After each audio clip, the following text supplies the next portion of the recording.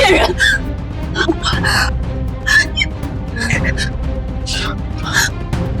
你再多说一句话，即使现在有人，我也会杀你。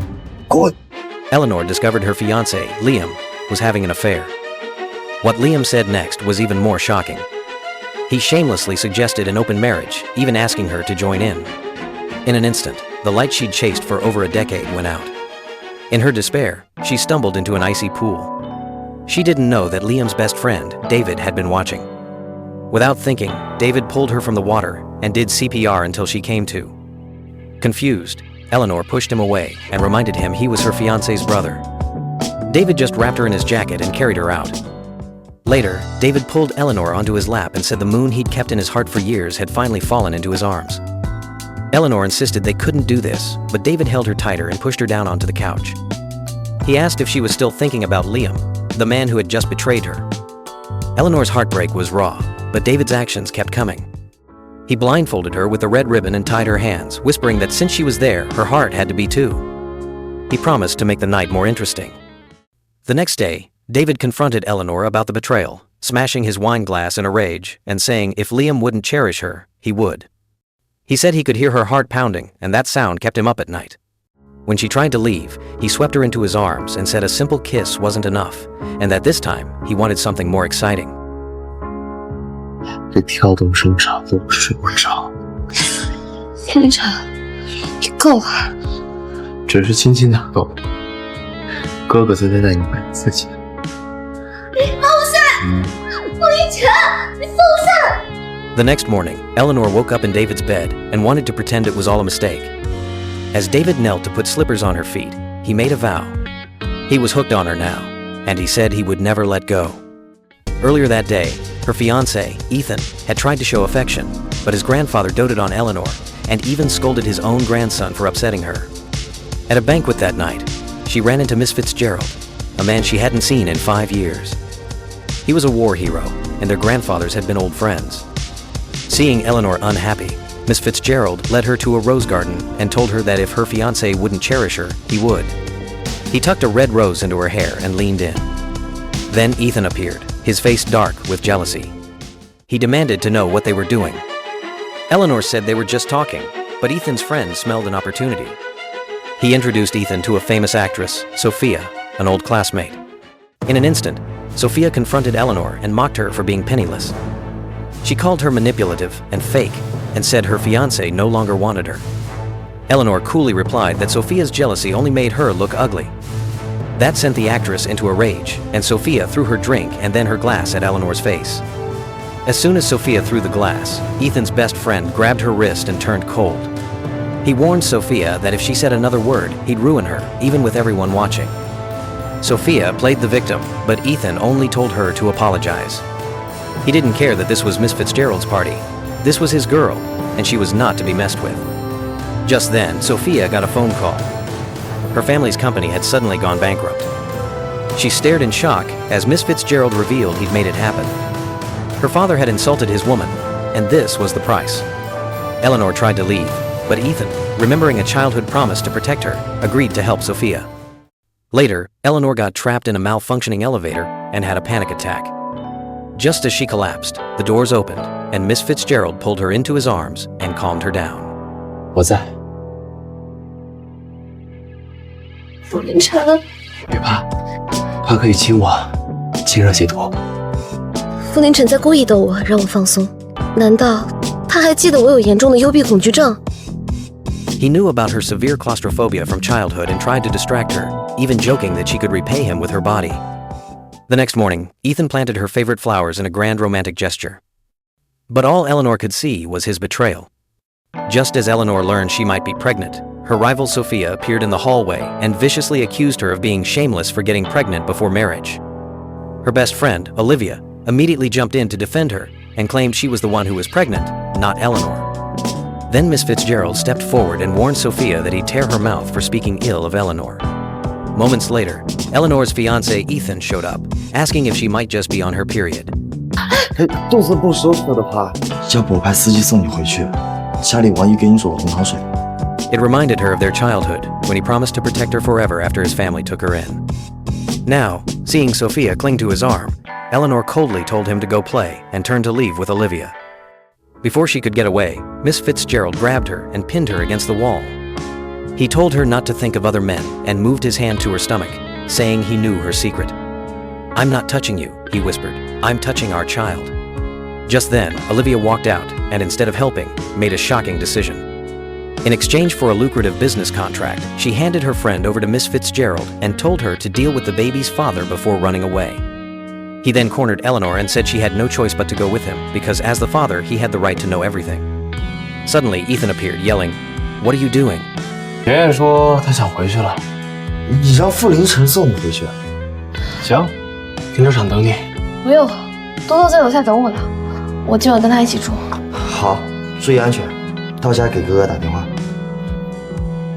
Ignoring her struggles, Miss Fitzgerald threw Eleanor over his shoulder and carried her to his car, warning her not to scream, or her fiancé would get jealous. He shoved her into the vehicle and pinned her down, taunting her about a drunken night they'd shared, and then leaning in for a kiss. Ethan's desperate calls echoed through the parking garage and forced Miss Fitzgerald to stop. He drove her to a luxurious apartment, held her close, and whispered, "Bao Bao," a childhood nickname that reopened the painful memory of her dead family. He revealed he knew she wasn't really pregnant. When she refused to sleep with him, she found out he'd locked the guest room door from the outside. Reluctantly, Eleanor got into his bed, building a wall of pillows between them and warning him he'd be a dog if he crossed it. But he pulled her over the barrier and then settled under a separate blanket, promising not to touch her. The next morning, she woke up lying on his bare chest. Before she could process it, a text from a friend reminded her to take the pregnancy test. She held the negative result in her hand. Miss Fitzgerald cornered her again and asked if she was happy to be carrying his child. She coldly told him it had been a false alarm and left for her shift at the hospital. There, she was stunned to find him asleep in the waiting room.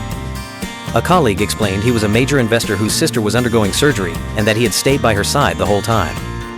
Watching him sleep, she thought he looked almost harmless and reached out impulsively to touch his face. His eyes snapped open and he grabbed her wrist, his voice trembling as he asked if she remembered what she had promised him when she was 17. He revealed she had sworn to marry him if he found her parents, a vow he risked his life to keep, and now he was devastated that a promise that had defined his life was something she couldn't even recall. As Eleanor was leaving the hospital, Miss Fitzgerald dismissed her past kindness, saying her small gestures meant nothing to him. 2 months later, the hospital dean confronted her, desperate because Miss Fitzgerald had gone silent about his promised donation of life-saving equipment, a donation that now rested entirely on her. She tried and failed to reach him. Olivia told her he wouldn't be attending another man's birthday party that she was also going to. Desperate, Eleanor decided to shop for a gift, buying a tie for the birthday boy and a pair of earrings for Miss Fitzgerald's sister, hoping to get back in his good graces. At the jewelry store, Ethan's rumored girlfriend Sophia showed up wearing the exact same dress. Sophia taunted Eleanor, asking for advice on what to get her fiancé and bragging that she'd been keeping him company through his sleepless nights. Eleanor snapped back and demanded to know if Sophia had slept with him, threatening to ruin her career if she had. Just as Sophia scoffed, Olivia produced a photo proving the affair, and the defeated actress stormed out. At the birthday party, Ethan was nowhere to be found. When she asked the host about Miss Fitzgerald, he said the man had replied, "I'm not coming," but that he thought Miss Fitzgerald might still show. As she waited, Ethan finally arrived and kissed his new girlfriend right in front of her. A tear slipped down her cheek. Miss Fitzgerald appeared, caught her as she stumbled back in shock and asked, "Little princess, who made you unhappy?" Eleanor's world shattered when she saw Ethan wrapped in another woman's arms. Just moments before, Miss Fitzgerald had warned her fiancé was playing her and only wanted an open relationship. She refused to believe it. Having lost her whole family as a child, her fiancé had been her whole world and the only reason she hadn't felt completely alone. 12岁那年，失去了所有的亲人，从小到大一直是他和顾爷爷陪着我，除了他们之外，我没有别的家人。所以宁愿撑着，宁愿逃避，也不想开口捅破这层窗户纸。我知道我在自欺欺人，可如果真的解除了婚约，在这世上，我便再也没有家了。Now the brutal truth stared her in the face. Miss Fitzgerald suddenly grabbed her, his touch possessive and demanding, refusing to let go. As she pushed him away, Ethan and his new lover walked in. Sophia, the woman in red, dripped with arrogance and immediately tried to humiliate Eleanor by offering a jade bracelet, a gift from the fiancé, as a token of pity. But she had no idea who she was messing with. Eleanor smiled coldly and accepted the bracelet. She announced she would donate the generous gift to the hospital's charity auction. She turned to the stunned rival and said such a kind and beautiful woman would surely love to support a good cause. Sophia's face fell. She had been completely outplayed.